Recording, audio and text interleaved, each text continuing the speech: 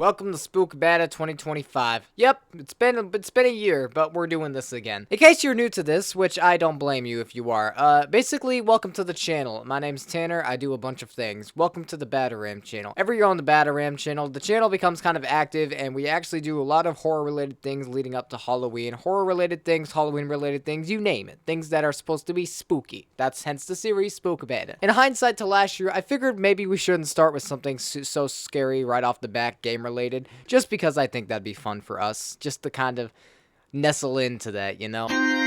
Contrary to last year, I started with something that didn't seem too scary, and what I did was review the Mountain Dew flavor that came out that year. Mountain Dew did a yearly Halloween thing. It's now discontinued, but, you know, oh well, don't worry about that. But Mountain Dew's actively trying to find ways to bring it back, so, you know. Good luck with that. We'll see if this video ages well. In order to get to the game stuff, first we have to get through this stuff. And listen, I know what you're thinking. Okay, well, if we're not going to start scary, then what are we going to do? Well, I have that answer. Today we're going to talk about something uncoherently scary that shouldn't be scary, but in the end is somehow scary to people. Anyways, today we're going to talk about opinions. But no fear, this one's a pretty positive opinion. Today I'm going to give you the luxury of reviewing an album that has been deemed a classic in many, many eyes. We'll see what I think about that, but today we're going to be talking about Michael Jackson's Thriller. Why is this Halloween related? Because if you guys know that one music video about the title song, that should sum up your answer pretty fast. I deem that as Halloween. Every single Halloween store during this time of the year plays this song, so therefore, Thriller equals Halloween.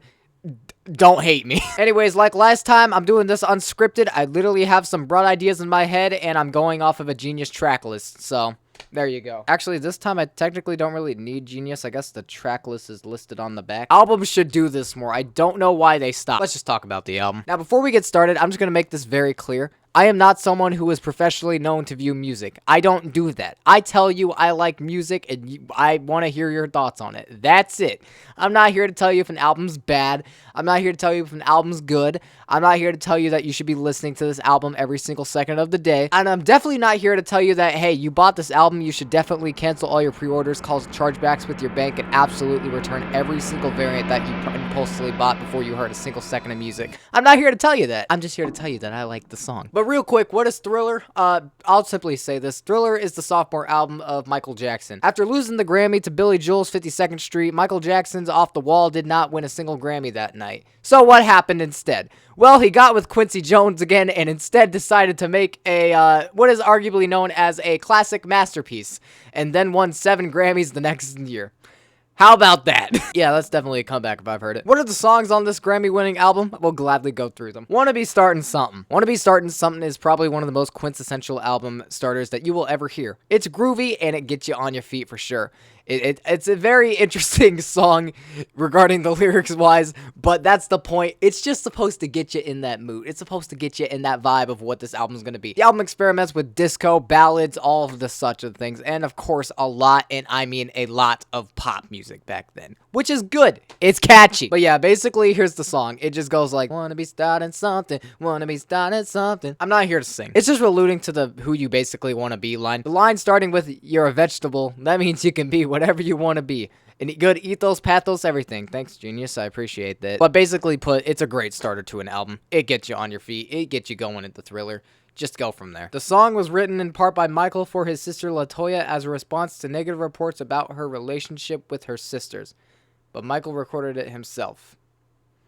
Okay. Anyways, with that being said, the production on this song is absolutely amazing. It goes from a lot of different things. Disco, it gets you on your feet. It vibes, it grooves, it's groovy.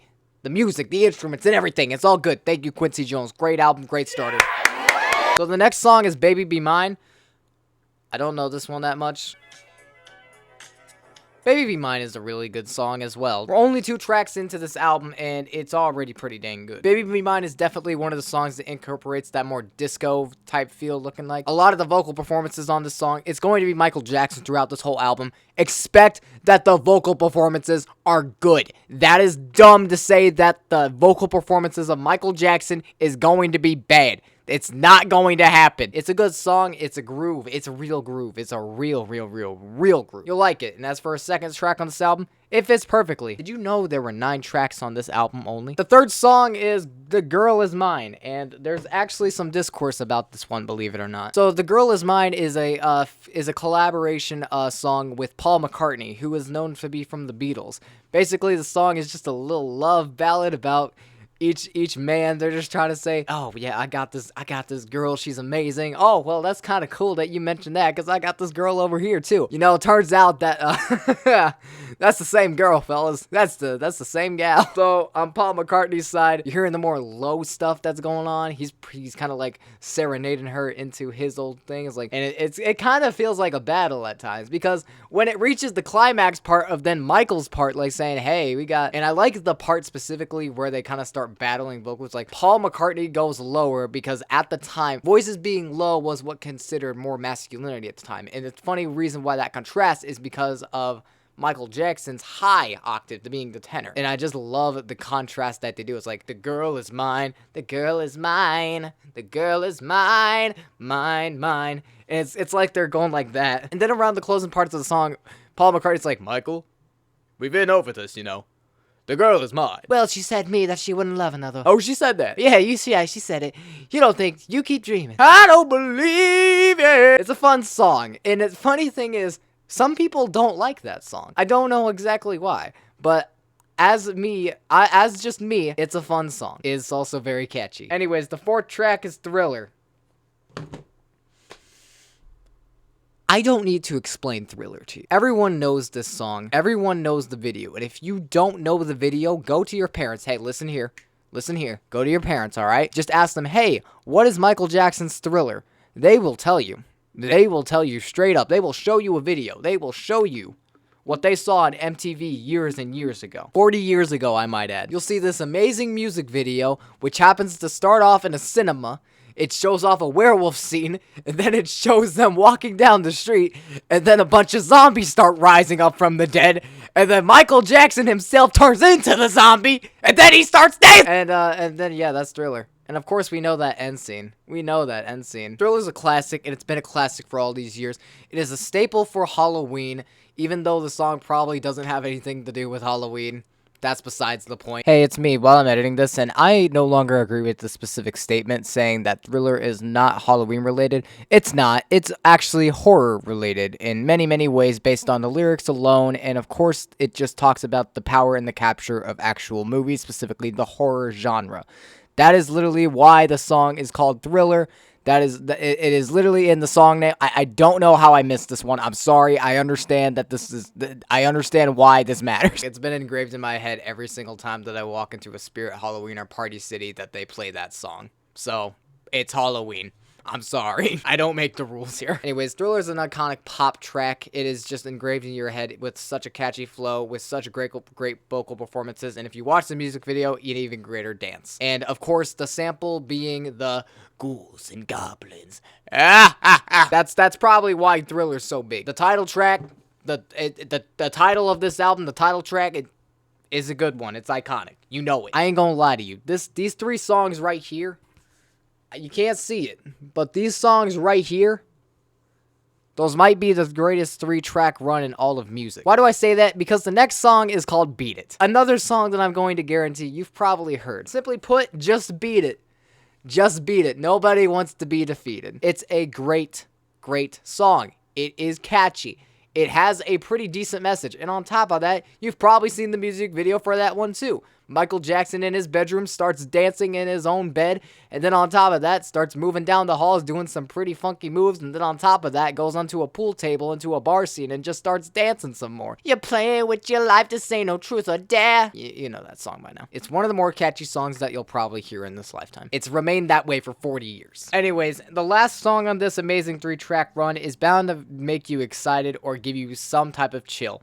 Billie Jean. Now, the reason why I say it gives you chills is because Billie Jean, universally at points, is regarded as maybe the #1 pop song or the best pop song you will ever hear. Billie Jean is simply about the story about a woman claiming that one of her twins is Michael Jackson's offspring. However, though, Michael Jackson combats this, and this is a true story, by the way. He was getting sent letters about this whole thing saying, hey, this son right here, my son right here, this is yours. Jackson did not believe this, and it was later revealed to be not the case. There were a lot of disputes about this song, actually, regarding the album. Quincy Jones was the producer of this album and was fighting a lot to take this off the album. And the reason why this song sticks out so much is probably because of the bass hook.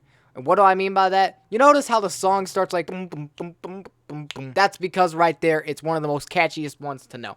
The song immediately hit #1 back then. The song immediately broke records almost instantly, and then went from there. On top of that, another song that had a music video that just aged really, really well. Dancing through these glowing tiles in a city.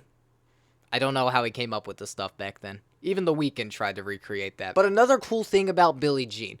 Yes, the song is great. However, though, it was revealed when he performed this on Motown 25. The reason why this song caused such a global impact and on Michael Jackson itself is because he decided to debut his brand new dance move for the first time ever in front of a live audience.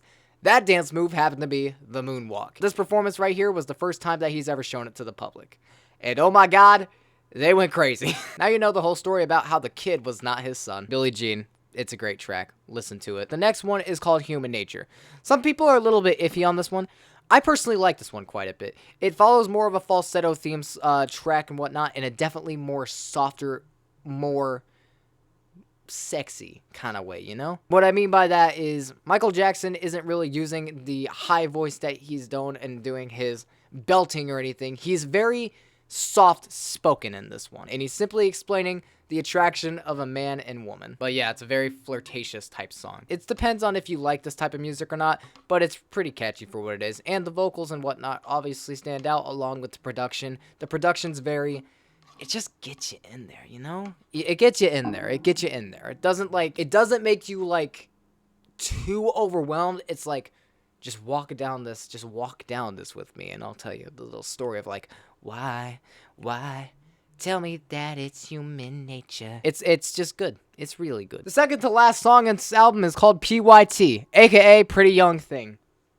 This is another one of Michael Jackson's signatures. I don't know how many signature songs that Michael Jackson has had on this album. I would count 4 already from this album, and maybe 5 now including PYT. The fact that that's all on one album is pretty crazy, and this album only has 9 tracks in total. It's not a long album, fellas. Anyways, PYT is pretty simple. It's pretty simply put, Pretty Young Thing. I'm gonna probably guarantee that you've heard this from your parents at least once. With the vocoder vocal track basically copying what Michael Jackson's saying, along with the really groovy dance type feel, the dance beat, and oh my god, this album's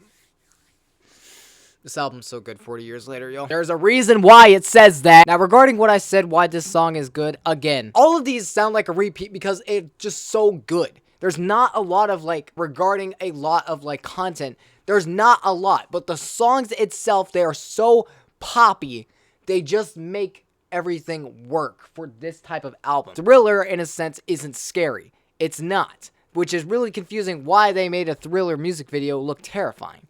Because this album perfectly encapsulates what it is. It's a dance album. It's not a dance house album. It means, hey, this album right here, this is a treasure, and you're going to dance to this album. You're going to feel like this on the cover. You're going to feel good about yourself. You're going to feel proud. You're going to feel good. You're going to feel legendary. And this album still remains legendary to this day. Alright, now there's one more song on this album that I don't think I listened to too much, but I'm gonna have to try and remember it. Alright, and the last song on this album is known as The Lady in My Life. Simply put, it's a love ballad. It is the last song on this album, and he ends it off with a love song. It's just overall feeling isn't so dancey. It isn't so pop. It isn't so dancey. It's not groovy. It's just the vibes, you know? Let's just soothe through this. Let's just soothe through. And, yeah, of course it's good. It's good. This is personally one I don't listen to too much, just because the other ones happen to take priority, just because they're that good and iconic. That one's still good. It's not really something I've listened to too much, but I can still appreciate for what it is, a good song. Michael Jackson was having some troubles with this song. Yes, the Michael Jackson. He was having troubles with this song, trying to get it right, or Quincy wasn't satisfied. So what happened exactly? Well, after maybe dozens, maybe even more than that takes of trying to get this song right, Quincy just straight up told Michael to beg. They turned off literally every single sound light, sound cue, every single thing, and just let Michael onto the microphone in a very dark room, and he's just begging out the lyrics to Dark, just trying to get this song right. And that's what you hear. What is known to be known as an exceptional love ballad. It's not something that, dance to. It's definitely something that you are using some more. It's definitely a song that you're going to recall in some of your most vulnerable times, maybe even intimate times. Good song. Interesting way to end off the album. But not all albums have to have a story. However, though, the funny thing about this album specifically, because Michael Jackson was already a big name, albums don't necessarily need a story. They can be a collection of music. They were mainly a collection of music back then, because concept albums weren't exactly the biggest thing. This one, the story's more in about how it got made, which is very interesting regarding the 52nd Street loss, how it tore up Michael a little bit, regarded him into creating these types of songs with Quincy Jones. All of these songs on the back are still highly, and I mean highly, regarded to this day. That's just how this album is. It just happened to be like that. And again, I've said it before. I'm not here to tell you if this album is good or bad. I'm here telling you that, hey, I think it's good. And I think that maybe you should give it a listen if you haven't heard the whole thing. It's a pretty dang good album. It holds up really well to this year. It's been maybe 40 years since Thriller has released. This album, heavily considered a masterpiece by several. The funny thing is, people are saying that this isn't even his best work. That's just how good it was. Michael Jackson himself as an artist was maybe one of the most exceptional performances that we will ever have. And this piece of art right here is something that stood against the test of time in many, many ways that albums could not only wish. Michael Jackson's Thriller has been regarded several times as Diamond, and will continue to do that for many, many more decades. That being said, Michael Jackson's Thriller, it's a good album. Very good. Highly good. I don't know if we'll ever review an album that's considered as good as Thriller. I hope you guys enjoyed this, and I hope you guys are ready for the spooky season to begin. Now that you're listening to that, that scary opinion that, I think Michael Jackson's Thriller is good, then I'm sure that you'll be able to handle everything else that we've got coming on here. Alright, cool. Listen to the album. It's good. Michael Jackson Thriller. Nice. Ow. Ah. 'Cause this is Thriller.